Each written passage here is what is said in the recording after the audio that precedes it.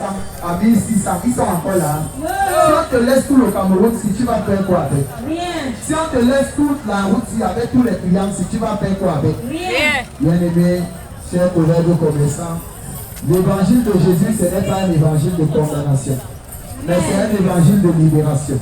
Et c'est le fardeau dont je vous parle. Chaque homme porte en lui le fardeau de la méchanceté. Je répète, chaque homme porte en lui le fardeau de la méchanceté.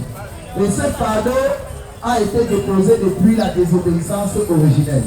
C'est-à-dire, pendant que tu es là comme ça, tu vois quelqu'un passer avec sa chose. Il ne t'a rien demandé. Ton cœur commence seulement à dire, il croit que quoi? Il croit qu'il est déjà arrivé.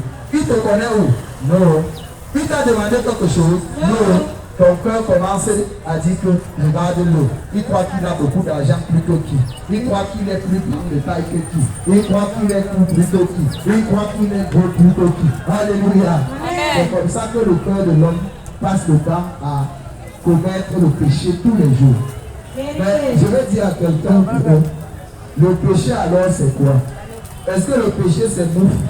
Ou le péché c'est voler? Ou le péché c'est insulter? Non, non, non, non, non, non. Je vais vous dire ce que c'est que le péché. Et on va vérifier ensemble. La Bible nous dit dans, je crois bien c'est Jean 16. Jean 16.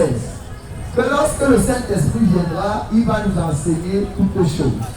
Il va nous enseigner ce que c'est que le jugement. Alléluia.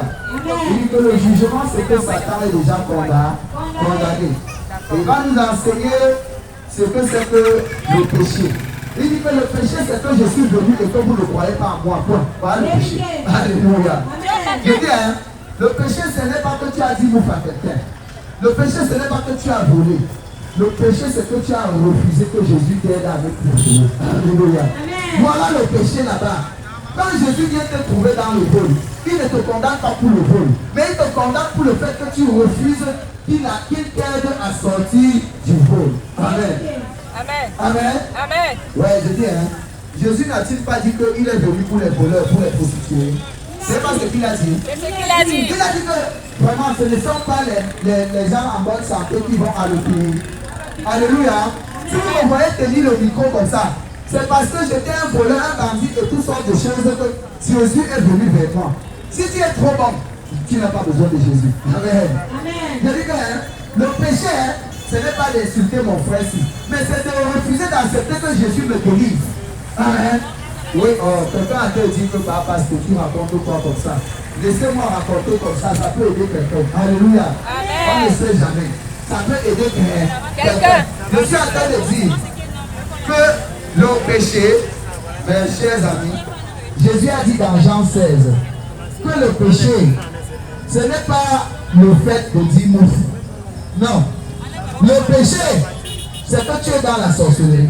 Et Jésus vient te dire que je t'aide à sortir. Tu dis non, je ne sors pas. Voilà donc le péché. Amen.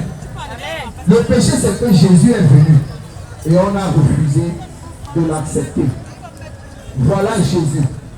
Voilà Jésus-Christ de Nazareth. Vous voyez, il y avait deux bandits sur la croix.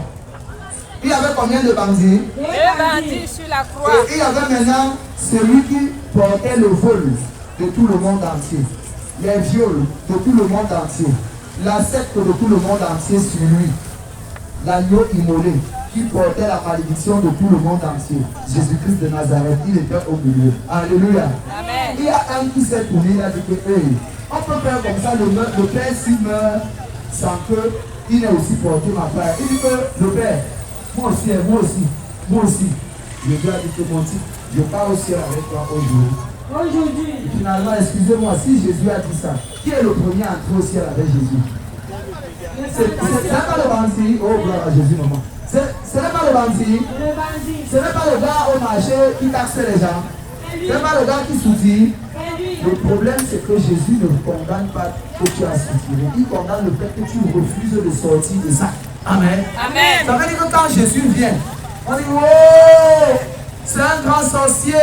Il a mangé tous les membres de sa famille. Jésus dit bon, tu veux sortir de la sorcellerie. Dès que tu dis non, voilà le péché. Amen. Amen. Voilà le péché. La Bible ne dit pas que quand tu as volé le plantain, tu tu vas aller ici, tu vas aller là-bas. Il dit, mon fils, tu reconnais que tu voles le plantain. Je reconnais. Tu veux arrêter de voler. Oui. Il dit, voilà. Voilà celui que je suis venu chercher. Amen. Ils sont venus au marché de Bonamou Sadi. C'est pour dire à quelqu'un que Jésus n'est pas venu nous condamner. Il est venu nous délivrer. Parce que le péché d'Adam nous a déjà condamnés. Mon frère, ma soeur, est-ce que quand le tuyau d'échappement de la moto doit brûler quelqu'un, est-ce que ça a besoin de connaître que tu sais que ça brûle ou pas? Non. Ça te brûle, c'est le... Tu ne diras pas que je ne savais pas que le salaire du péché c'est l'enfer. Tu ne diras pas ça. Alléluia. D'ailleurs, l'homme riche dont j'ai pris l'exemple tout à l'heure,